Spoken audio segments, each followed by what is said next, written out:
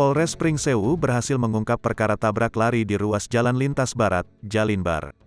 KM 42-43 Kelurahan Pajaresuk, Kecamatan Pringsewu, Kabupaten Pringsewu, Lampung.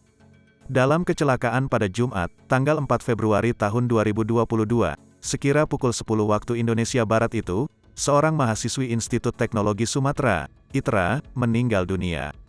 Korban bernama Angela Yessa, 18, mahasiswi semester 2 ITERA, meninggal dunia lantaran mengalami cedera kepala berat. Saat ini, polisi telah mengamankan pelaku. Kapolres Pringsewu AKBP Rio Cahyowidi mengungkapkan, pelaku merupakan sopir truk bis 9085 gigaliter bernama Asep Supardi, 46, warga Pekon Pamenang, Kecamatan Pagelaran, Kabupaten Pringsewu, Lampung.